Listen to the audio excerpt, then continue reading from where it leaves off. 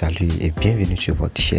N'hésitez pas à liker la vidéo pour nous encourager et si vous êtes nouveau, n'oubliez pas de vous abonner et d'activer la notification pour ne rater aucune de nos prochaines vidéos. Les généreuses vieilles habitudes ont toujours la vie dure. Du coup, une phase de poule de Ligue des Champions a bouclé en moins de 2 mois, puis une coupure de 45 jours pour la tenue d'une coupe mondiale inédite en pleine saison et maintenant une reprise du championnat entre Noël et Nouvel An. Le grand chamboulement est déjà bien avancé, mais il est loin d'être terminé. En effet, l'hiver a peine débuté, donc les clubs de l'élite sont à l'aube d'un marathon sans précédent qui va s'étirer jusqu'au cœur du printemps. C'est certainement la plus grande question. Du coup, les joueurs n'ont jamais été soumis au rythme si particulier de cette saison qui promet des disparités importantes. En effet, les mondialistes ont été extrêmement sollicités avec un début de saison déjà très compacté en club suivi de matchs très rapprochés en Coupe du Monde. Les autres ont eu une coupure quasiment équivalente à une trêve estivale sur la durée. Ainsi, l'entraîneur René Bruno Genesio souligne en disant ceci: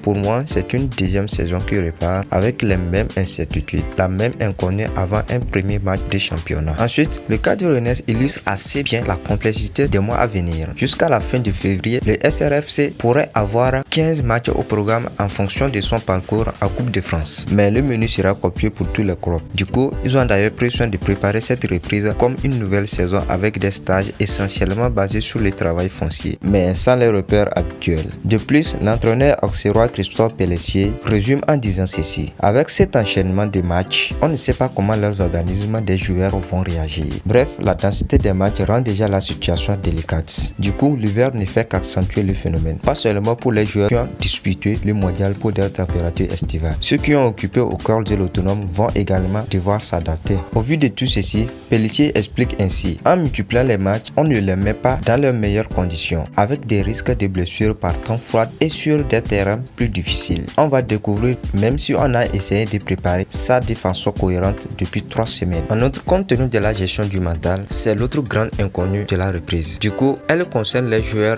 qui ont participé à la Coupe du Monde, soit 55 éléments appartenant à 19 des 20 formations de l'élite française, donc 14 répartis dans 8 clubs différents parmi les 4 demi-finalistes du mondial. Ils n'ont pas seulement consenti une importante débauche d'énergie physique. Bref, ils ont aussi vécu les charges émotionnelles les plus importantes qu'un footballeur puisse subir. Bref, une Coupe du Monde, c'est le rendez-vous d'une vie, avec toutes les conséquences que cela implique sur le plan mental. En plus, chacun a vécu des désillusions plus ou moins importantes selon les ambitions de sa nation. Du coup, leur capacité à s'en remettre déterminera en grande partie la qualité de leur deuxième moitié de saison en club. Le Paris Saint-Germain est particulièrement concerné avec ses 11 mondialistes. En effet, il y a eu du malheureux à des degrés divers, notamment les Brésiliens Marquinhos et Neymar, tombés de très haut avec l'élimination face à la Croatie dès les quarts de finale, et un heureux dont Lionel Messi. Dans son cas, c'est sa capacité à se remotiver après avoir atteint le principal objectif de sa carrière qui pose en question. Du coup, à un degré moindre, Noël de Laurent Blanc est dans la même situation avec Nicolas Tagliafico, l'un des meilleurs goals de la première moitié de l'exercice, pour tenter de remonter dans les hauteurs du classement. En outre, il est question de savoir si Mbappé aura encore une chance au Ballon d'Or. Nous espérons donc vos réactions en espace commentaire.